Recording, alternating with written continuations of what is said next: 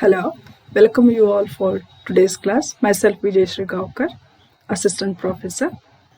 This syllabus is for Karnataka University Dharwad for a BSc 5th semester with the paper 1 real analysis, and this session is with the Riemann integration. In this session, I'll be covering what is a Riemann upper sum, the lower sum, as well as a oscillatory sum. Let us see what is upper sum, or you can say just as a Darboux upper sum and Darboux lower sum. The given function f of x be defined, or f of x be a bounded function in a closed interval ab. That is, you define a function as f from closed interval ab to r bounded in a closed interval ab, and p be the partition of a closed interval ab's.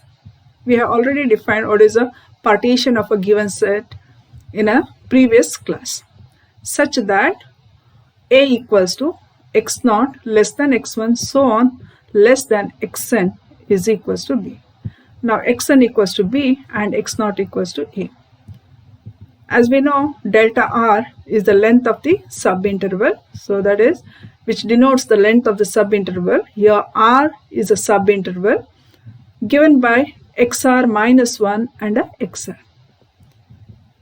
Capital MR and small mr represents the bounds, or you say supremum or infimum of a function f of x in a subinterval xr minus 1 and a xr. Now, these two sums are defined as, that is, UPF and a LPF. Here, UPF is equal to M1 delta 1, M2 delta 2, so on, Mn delta n. We represent this as summation or sum of those terms represented as Mr delta r. R is from 1 to n.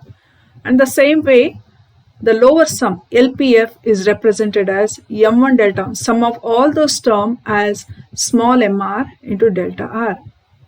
Here UPF and LPF are known as the upper Darboux sum, or you may say simply as upper Riemann sum and the lower Riemann sum of a function f of x corresponding to the partition of a p.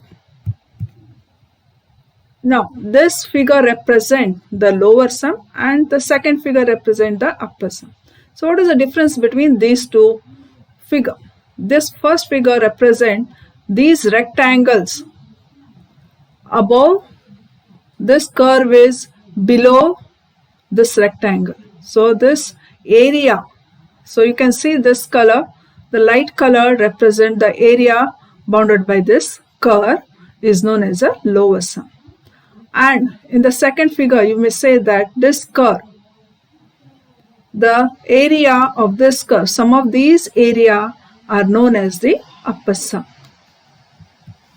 Now, geometrical representation of the above image indicates that LPF, that the first figure represents the LPF, is the sum of areas of a rectangle which lies below the curve. So, I have shown you already. So, you may see here, this rectangle, some of these rectangles represent the lower sum below the curve or a function. The second figure UPF is the sum of areas of a rectangle which lies above the curve or a function. So, you will see this rectangle lies above the curve. So, we collect all those, sum of these triangles.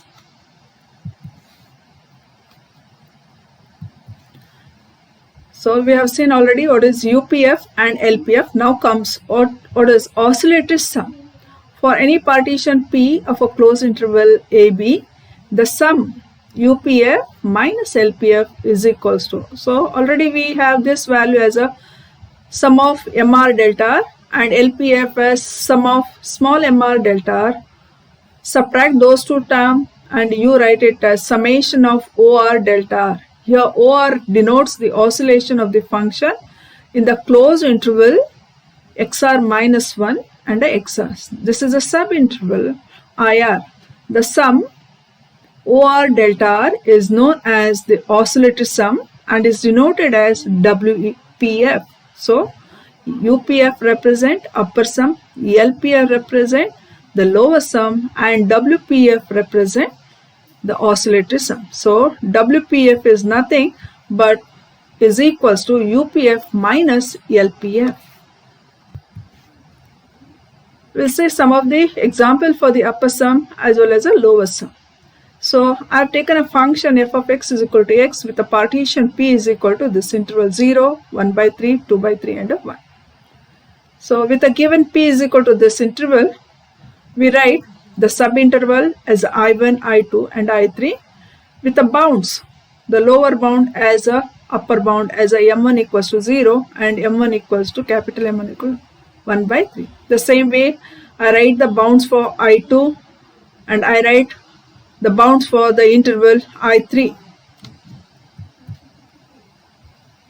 Now delta 1, we have know that delta 1 is equal to m1, mr, capital Mr minus small mr. So r is equal to 1.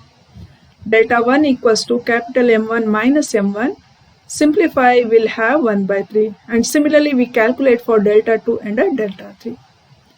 So therefore, we write LPF, lower sum is equal to small mr into delta r. That is sum of those terms. That is delta 3 is equal to 1 by 3.